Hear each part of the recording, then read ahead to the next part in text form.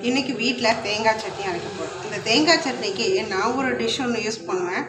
அது என்னன்னு நான் உங்களுக்கு சொல்கிறேன். அந்த சீக்ரெட்டை நீங்களும் அதை யூஸ் பண்ணுங்கள்.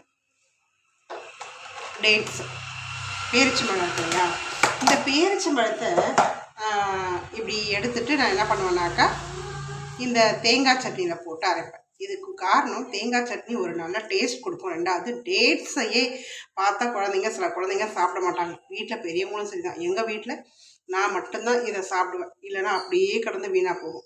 இப்போ என்ன பண்ணுறதுன்னா, தேங்காய் சட்னி அரைக்கும் போதெல்லாம் அதில் 1 or 2 நான் போட்டு அரைச்சிடுவேன். நிறைய அரைச்சோம்னா 2, கொஞ்சமாக அரைச்சோம்னா 1 போட்டுருவேன்.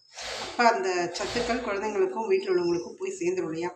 நம்ம டெய்லியுமே தேங்காய் சட்னி கண்டிப்பாக அரைக்கணும் இல்லையா. எந்த சட்னி இருந்தாலும் தேங்காய் சட்னி இருக்கணும்னு குழந்தைங்க கேட்பாங்க. அதனால் தேங்காய் சட்னி டெய்லியுமே நான் அரைப்பேன். சாய் குடிக்க ரொம்ப பிடிக்கும். அதனால் இந்த மாதிரி நீங்கள் ட்ரிக்கை ஃபாலோ பண்ணுங்கள். இது மாதிரி யாராவது சாப்பிட்லன்னா கண்டிப்பாக அவங்களுக்கும் இதை ஷேர் பண்ணிவிடுங்க.